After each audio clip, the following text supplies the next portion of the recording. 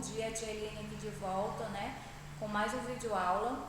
E esse vídeo aula é dando continuidade sobre o estudo dos termos integrantes da oração, que nós já tivemos esse estudo, só que agora nós vamos ter de uma forma mais aprofundada. Então eu vou estar aqui disponibilizando através das explicações para que vocês possam compreender melhor esse termo, certo? Então vocês já, com certeza, já viram, né, quais são os termos nas orações, os outros termos, que são eles, né, os predicados, certo? O sujeito, né? Então, a partir de aí, agora nós vamos ver os termos integrantes da oração. E vamos saber quais são esses termos, certo? Então, vamos aqui acompanhar o slide com a tia. Então, aqui diz o termo integrante da oração. Introdução. Primeiramente, a gente precisa saber o que são esses termos, né? Então, os termos integrantes são os termos que servem para complementar o sentido de certos verbos ou nomes, pois seu significado só se completa com a presença de tais termos. Então, está dizendo que é o quê? Que são complemento, né? Que vai dar sentido aí aos verbos e aos nomes. Então, para isso, precisa de complemento. Então, vamos saber quais são esses termos que vai fazer aí os termos integrantes da oração.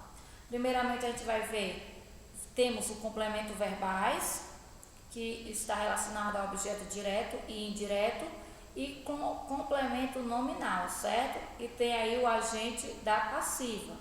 Mas hoje a gente vai estar vendo algum deles. Então, vamos aqui de olho ao slide com a tia. Então, termos integrantes da oração que nós vamos ver, eu falei, complemento verbal, que está ligado ao objeto direto e indireto, e o complemento nominal, certo? O agente da passiva a gente vai estar vendo depois, em outra aula. Hoje a gente vai focar nesses integrantes aí. Complementos verbais. Primeiramente, a gente tem que entender quais são esses complementos verbais. Como ele diz, que as orações precisam de complemento para saber que possa estar havendo aí um sentido, né? Que vocês entendam o complemento da oração. Então, para isso, vai estar direcionado aí, pode estar em objeto direto e objeto indireto, certo? Então, observe aqui as orações. Vejamos aqui essa oração. Ela tem uma casa na praia. Então, ela tem o quê? Aqui, uma casa aonde? Na praia. Então, a gente percebe que aqui já existe, né, o complemento existente aqui, que pode estar ligado ao objeto direto, porque o objeto direto, que ele está dando aí complemento, né, à oração de uma forma específica, está explicando que ela tem uma casa e ainda está especificando o local, ainda na praia. Então, aqui a gente percebe que não vai estar necessitando de uma preposição.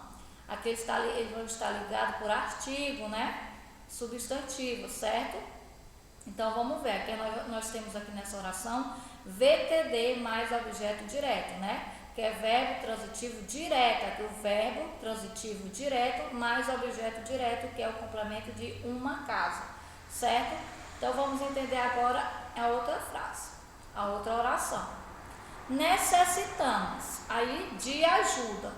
Aqui percebemos que necessitamos de quê? De ajuda. Percebemos que aqui temos ligação de quê? De uma preposição, bem aqui entre o verbo, né, e o substantivo. Precisamos de quê? Tem a perguntinha, né, que a gente faz de quê? Aí, de ajuda. Percebemos que aqui tem o uso de uma preposição. Quem necessitamos?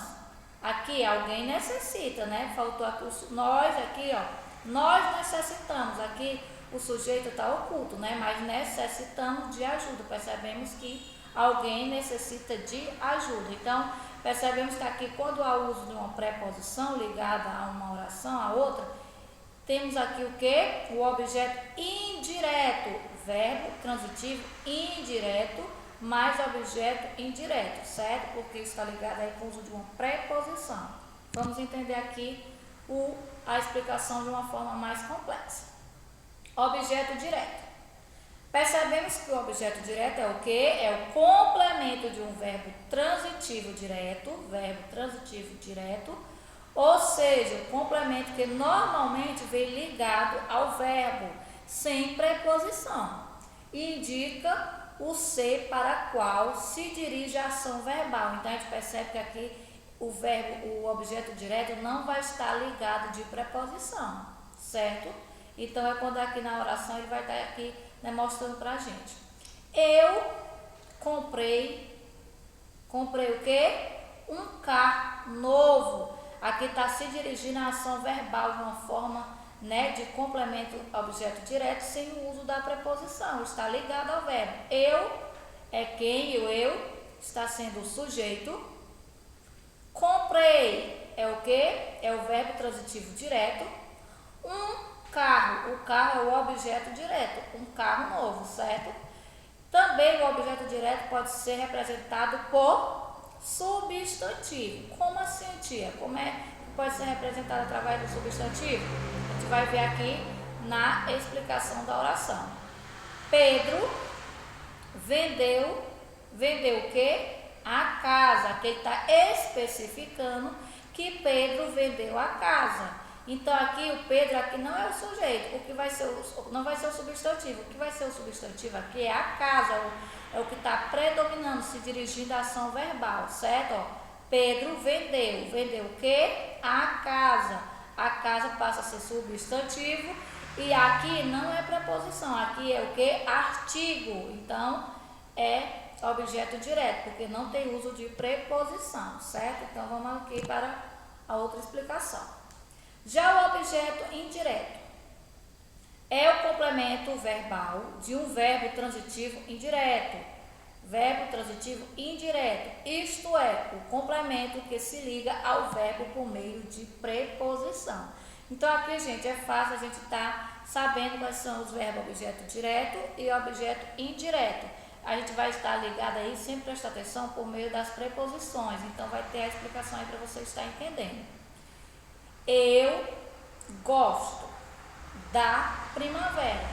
Percebemos aqui que na oração temos eu gosto da primavera. Eu é quem? É o sujeito. Gosto se refere o quê? Ao verbo. Gosto de quê? Aí nós temos a famosa perguntinha que a gente faz. Gosto de quê? Aí nós colocamos da primavera. Percebemos aqui que tem ao meio, né, entre o verbo e ao substantivo temos o quê? A preposição. Então, quando tem aqui o ligamento da preposição, né, se dirigindo à ação verbal, então é o quê? É objeto indireto, certo? E também o objeto direto pode ser representado por substantivo. Quando diz aqui, falamos de vários acontecimentos. Falamos de quê? Aí, de, a preposição, vários acontecimentos. O acontecimentos aqui é ação, né, onde se dirige a ação, é o substantivo. Está sendo aqui o valor principal. Falamos de quê? De acontecimento, tá? Tendo aqui a origem do substantivo, certo? Então, o objeto direto é quando há um complemento verbal, né? E está ligado por meio de uma preposição, certo? Então, vamos entender aqui. Mais uma oração para você estar prestando atenção. Verbo transitivo indireto é VTI. Eu gosto de quê? De natação. Percebemos que de é o complemento aqui de uma preposição, né? De natação, objeto indireto. Verbo transitivo indireto aqui, assisto a todos os campeonatos. Esse a todos aqui está ligado de preposições, certo? Os campeonatos, certo? Então vamos estar entendendo um pouquinho mais na frente sobre esse conteúdo.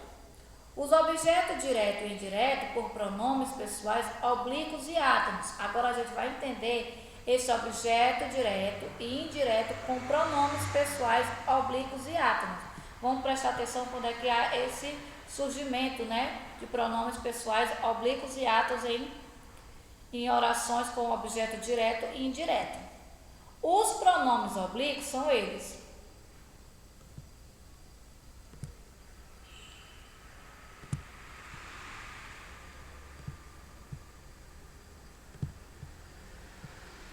Os pronomes pronomes oblíquos são eles: o, a, os, as. E as variantes, que são as variantes dos pronomes oblíquos: lo, lá, los, las, nó, na, nos e nas. Percebemos que aqui está voltado a singular e plural, certo? Para vocês estar entendendo. Esses pronomes oblíquos aqui e as variantes são sempre empregados no objeto direto. Então a gente percebe que eles são empregados no objeto direto. Já os pronomes oblíquos, o li, né, no singular, e lis no plural, são sempre objeto indireto. Então vai estar sempre empregado na oração e sendo objeto indireto. Aqui para vocês entenderem melhor. Na frase aqui, nessa oração: eu o encontrei na sala. Percebemos que aqui nós temos um pronome oblíquo. Ó. O o aqui não é artigo, é um pronome oblíquo. Eu o encontrei na sala. Então, encontrou alguém na sala, né? Ou algo na sala. Então, aqui temos o pronome oblíquo. Está no singular. O o, então, é um objeto direto, certo? Vou chamá-lo. Vou chamá-lo. Usamos aqui o pronome lo, né? Vou chamá-lo. Procuram-no por toda parte.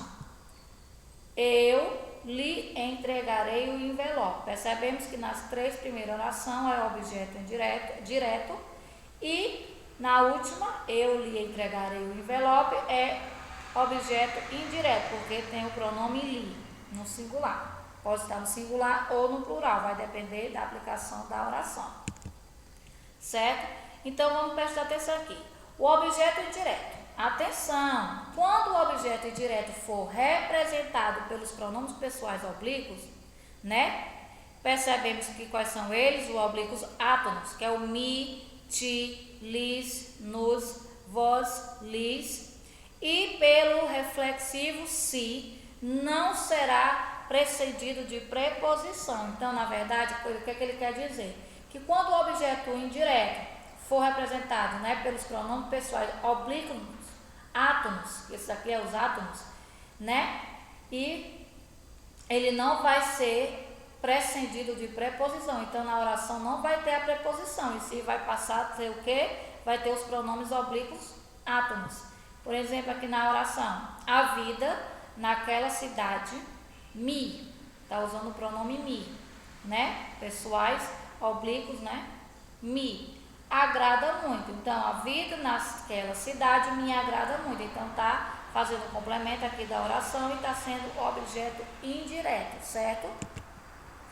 Então, gente, essa foi a nossa aula, né, sobre as orações integrantes, certo?